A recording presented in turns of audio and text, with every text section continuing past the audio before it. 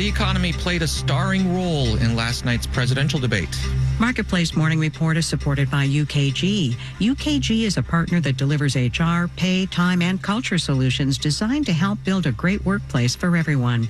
UKG, our purpose is people. And by Clear Channel Outdoor, an out-of-home billboard company harnessing innovation and technology to connect advertisers with consumers. Billboardsforbusiness.com. From Marketplace in Los Angeles, I'm Nova Safo in for David Brancaccio. Former President Donald Trump and Vice President Kamala Harris sparred in a contentious debate last night, and among the most contentious issues, their economic records and plans for the next 4 years. The two sparred over topics such as tariffs and inflation. Marketplace's Nancy Marshall-Genzer is here to help us sort this out. Good morning, Nancy. Good morning. So Vice President Harris was asked a key question if Americans are better off now than they were 4 years ago. How did she respond? Well, she said she has a plan to lift up the middle class. Then she pivoted to Trump's proposed tariffs, which she called the tax. My opponent has a plan that I call the Trump's sales tax, which would be a 20% tax on everyday goods that you rely on to get through the month. Now, Trump said it was incorrect to call the tariffs a sales tax. He once again claimed falsely that foreign governments would pay the tariffs. They are paid by U.S. importers, who then typically pass that cost on to consumers. Later, when he was asked about climate change, Trump said he would use tariffs to discourage China from making cars in Mexico to evade U.S. tariffs. We'll put tariffs on those cars so they can't come into our country because they will kill the United Auto Workers and any auto worker. Now, Trump and Harris also clashed on health care, specifically the Affordable Care Act, also known as Obamacare. What were their competing views? Yeah, Harris recalled how Republicans were just a single vote away from repealing Obamacare in 2017. And we, over the last 4 years, have strengthened the Affordable Care Act. We have allowed for the first time Medicare to negotiate drug prices. And Trump says he doesn't have a plan for replacing Obamacare. I have concepts of a plan. I'm not president right now. But if we come up with something, I would only change it if we come up with something that's better and less expensive. In her closing statement, Harris said she would create what she called an opportunity economy. Trump questioned why she hasn't already done some of the things she's talking about. All right, Nancy Marshall-Genzer, thank you very much. You're welcome. Now, speaking of the Affordable Care Act, new data from the Treasury Department shows enrollment in ACA health plans is at an all-time high. Nearly 21 million people have signed up. Marketplace's Samantha Fields has more. The Affordable Care Act marketplaces were always intended to fill a gap in the health insurance market. Matthew Fiedler at the Brookings Institution says people often buy coverage just for a little while. After they've lost their job or when they experience an income change. And then they move on when they get a new job. Fiedler says because of that, it's been hard to know how many people have taken advantage of the marketplaces over the years. Now we do. 50 million. The number of people who have touched the marketplace at some point is significant and larger than you sort of might guess from just looking at the number of people enrolled at any point in time. Signups have grown significantly since the pandemic began, says Cynthia Cox at the health policy nonprofit KFF. The number of people enrolled has almost doubled in the last 4 years. From about 11 million in 2020 to about 21 million this year.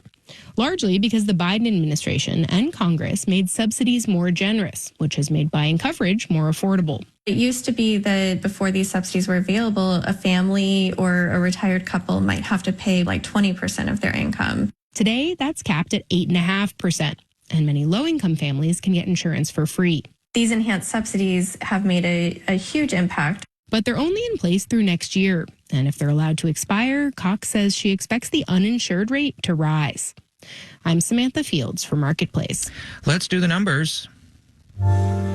Well, traders are in a cautionary mood ahead of this morning's scheduled inflation report. Dow, S&P, and NASDAQ futures are down in the 2.25% to about 0.3% range. The 10-year Treasury yield is down at 3.629%. Marketplace Morning Report is supported by Amazon Business, aiming to help save time by offering smart business buying solutions so there's more time to focus on growing the business and less time doing the admin. More at AmazonBusiness.com. And by Schwab, helping people invest in ideas they believe in with Schwab Investing Themes, with more than 40 themes to choose from. More at Schwab.com. New York Fashion Week comes to a close today, and one surprise this year was the presence of Walmart.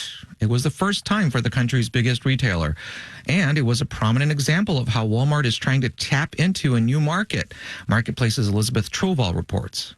When it comes to affordable options this fall fashion cycle, the TikTok influencers have spoken.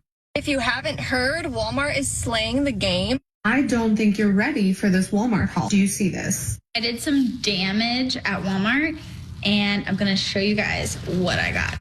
Whether it's denim dresses, Birkenstock dupes, or cargo sweatpants, Walmart is edging into Target and H&M territory. Analyst Jessica Ramirez with Jane Hawley & Associates says over the last year, she's seen improvement in the store's private labels. It's looked much more trend focused than it has before. She says it's part of the retailer's strategy as inflation has pushed a higher income consumer into their stores who come in for staples like milk and eggs. If it's all sitting in the same place and you have that consumer who has that spare change to spend and the product is nice, they will pick it up. It's a good opportunity for growth for Walmart, says Catherine Black, an analyst at Kearney. You can certainly see some higher profit margins in a lot of apparel categories. And most importantly, anytime you add items into a basket, it's going to improve profitability for the store. But retail consultant Mark Cohen is skeptical.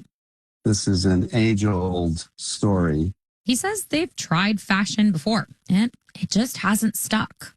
You have to be somewhat cynical about their ability to sustain the ride necessary to create fashion assortments that customers will find appealing. The problem, of course, is you have to do it and do it again and again and again in thousands and thousands of stores.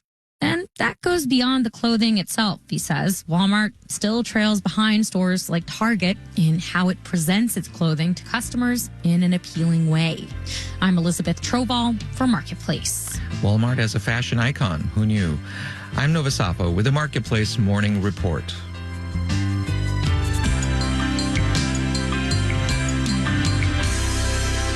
From APM, American Public Media.